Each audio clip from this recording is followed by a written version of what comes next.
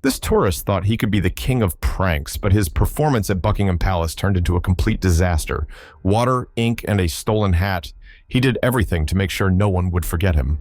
The crowd froze, and the guard took a step that changed everything. And that was just the beginning. The morning buzz around Buckingham Palace was alive with the usual chaos. Tourists snapping pictures of the stoic royal guards, kids laughing as they tried to break their composure, and guides enthusiastically sharing tidbits of British history. The kind of scene that could make you feel like you were in the middle of a postcard. And then, David Cross showed up. Now, David wasn't your average tourist. At 32, this Texan carried himself like he owned the streets of London.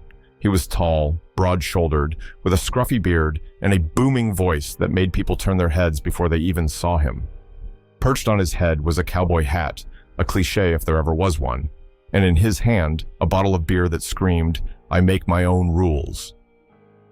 David had flown to London for a corporate training program, but 2 weeks of dull PowerPoints and icebreaker games had him itching for something, anything, that could make his trip memorable. Somewhere in the depths of social media, he'd stumbled upon videos of people messing with the royal guards, those infamous clips where tourists got in their faces, yelled silly things, and walked away laughing. To David, it looked like harmless fun. Perfect, he thought.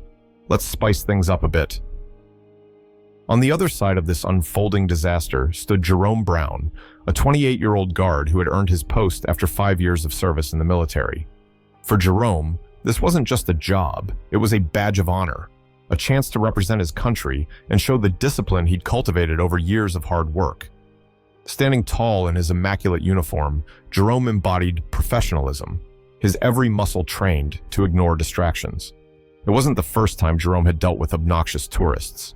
Kids with ice cream sticky hands poked at his shoes.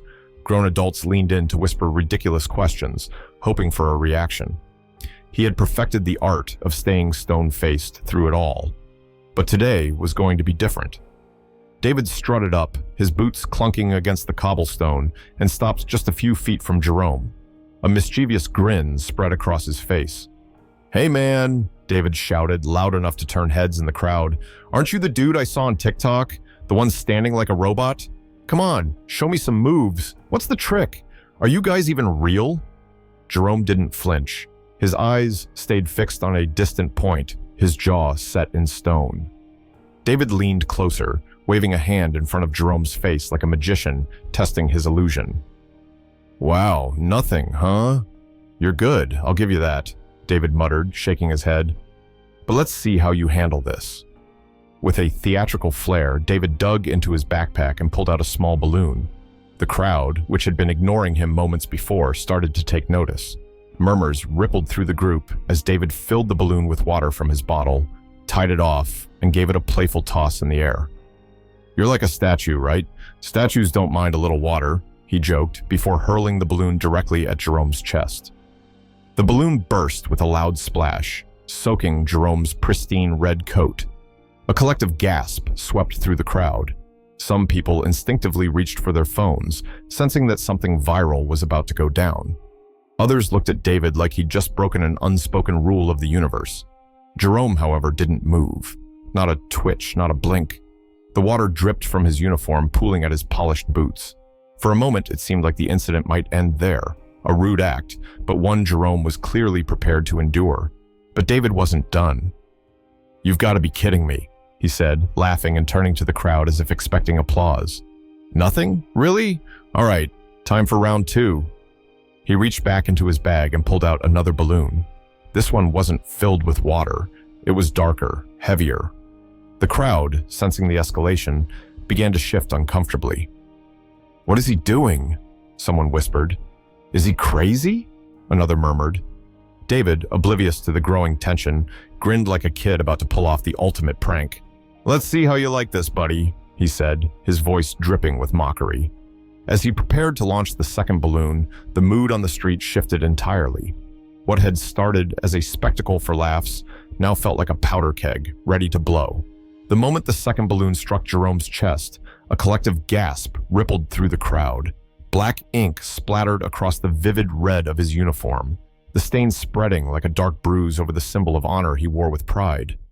Jerome didn't flinch. His face remained as unreadable as ever, but inside, the storm had begun to rage. David, on the other hand, was living for the attention. He threw his arms up like he'd just scored the winning touchdown and turned to the bystanders with a smug grin plastered across his face. "Look at that. The guy's bulletproof and waterproof. Maybe next time they'll make these suits stain-resistant. What do you think, folks?" He chuckled, gesturing dramatically at Jerome. Or maybe he's just prepping for his superhero debut, the Ink Avenger. The crowd was not amused. A woman in her 50s, dressed in a modest blouse and holding a guidebook, stepped forward with a mix of indignation and disbelief. "This is disgusting. What on earth is wrong with you? Stop this nonsense at once," she demanded, her voice trembling with both anger and shock. David spun around to face her, clearly unfazed. "Relax, lady. We're just having some fun. What's life without a little humor?" He punctuated his remark by cracking open another beer and taking a dramatic swig. The crowd began to murmur, their disapproval growing louder. Some shook their heads, others whispered into their phones. But then something pivotal happened. One young man near the edge of the crowd, his phone already recording, quietly uploaded the entire debacle with a caption that read, "Shameless tourist humiliates royal guard. Absolute disgrace." Within minutes, the video was spreading like wildfire. Comments flooded in. "This guy needs to be banned from the UK. How can someone be this disrespectful? Props to the guard for staying so professional." What David didn't realize was that his antics had already turned him into public enemy number one online. Meanwhile, in the real world, things were about to escalate even further. David, sensing the crowd's growing discomfort but mistaking it for a lack of entertainment, decided to double down. He stepped even closer to Jerome, his beer sloshing slightly as he moved, and reached for the guard's iconic bearskin hat. "All right, folks, it's time for the grand finale. Let's see what's under this thing," he announced, yanking the hat off Jerome's head and tossing it in the air like a frisbee. The crowd gasped again, louder this time. Jerome's composure cracked, just slightly. His eyes narrowed, and for the first time, he took a deliberate step forward, breaking the line he had sworn to hold. His voice was calm but firm, cutting through the noise like a blade. "Cease your actions immediately," he commanded, his tone leaving no room for negotiation. But David wasn't finished playing the fool. He tilted his head mockingly, pretending to examine Jerome up close. "Oh, look, he does talk. What's next? A song? A dance?" David shoved Jerome lightly in the chest, a gesture that felt both juvenile and deeply disrespectful. And that was it. The final straw. From the corner of the square, a group of security officers in Navy uniforms began sprinting toward the scene. Witnesses pointed them in David's direction, their voices urgent and overlapping. "There, he's the one. He threw something at the guard. He stole his hat." David, oblivious to the growing chaos around him, turned back to Jerome, still smirking. "So, big guy, what's it gonna be? You want to call it a day, or should we keep the show rolling?" Unbeknownst to him, the show was about to end, just not the way he'd imagined. The crowd parted as the officers closed in, their presence adding an unmistakable weight to the situation. David finally glanced over his shoulder, his grin faltering for the first time. The tide had turned, and he was about to learn the hard way that some lines should never be crossed. As soon as the security team grabbed David by the arms, the reality of the situation began to sink in, but not fast enough for him to stop talking. Whoa, guys. Chill out, okay? It's just a prank. We're all here to have some fun, right?" he said, his voice dripping with forced confidence, like he still believed he could laugh his way out of it. The guards weren't laughing. One of them, a stern-faced man with a jawline that looked like it could cut steel, tightened his grip on David's arm. "Sir, you've crossed the line. You're under investigation for public misconduct." David chuckled nervously. "Come on, misconduct? Seriously? What happened to the British sense of humor? You guys are taking this way too seriously." Before he could ramble any further, Jerome Brown, the man at the center of it all, took a decisive step forward. For the first time, he broke his silence, and when he spoke, his voice was steady, firm, and filled with authority. "You have insulted the honor of this uniform and every person who has ever worn it," Jerome said, his eyes locked on David. "This is not entertainment. This is service, and you will face the consequences of your actions." The crowd, which had been buzzing with whispers and scattered gasps, fell silent. Jerome's words carried a weight that was impossible to ignore.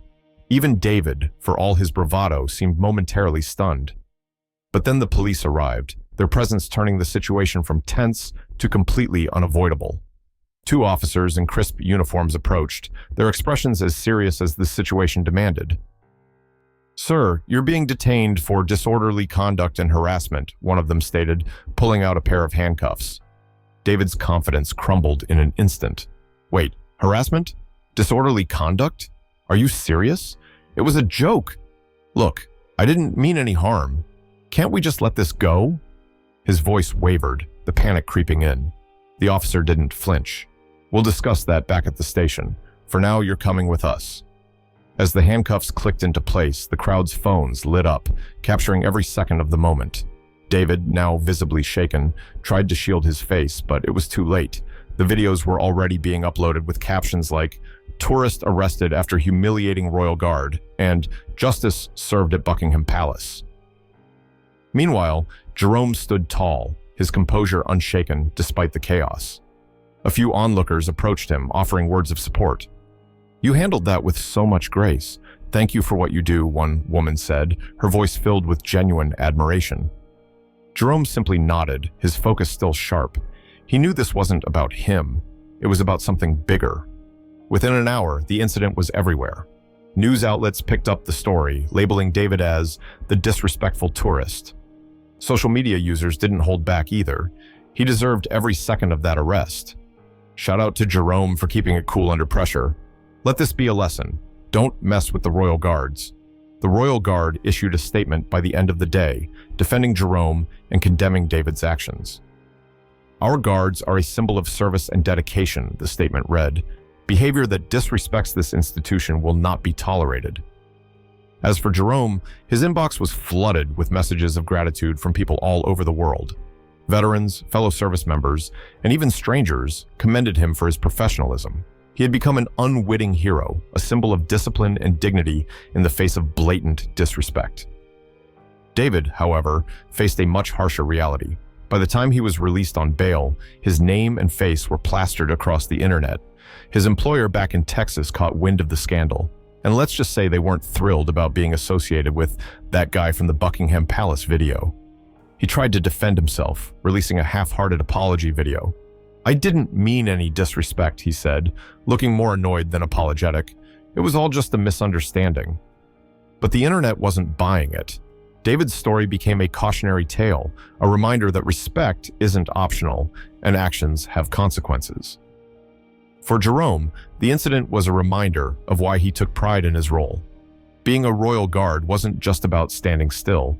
It was about representing something larger than himself. For the rest of the world, the story served as proof that respect and humility matter, even in the age of instant fame. David had aimed for a viral moment, and he got it, just not the one he wanted. And for everyone else watching, it was a lesson that some boundaries should never be crossed. What would you have done in David's place? Do you think he deserved the consequences he faced, or was it too harsh? Share your thoughts in the comments below. Have you or someone you know ever witnessed or experienced a situation like this? Let's discuss it. Your perspective matters. If you found this story eye-opening, give it a like and share it to spread awareness. This story was created to shine a light on the importance of respect and accountability, helping us reflect on our actions to make the world a better place. Your opinion matters. Let's make a difference together.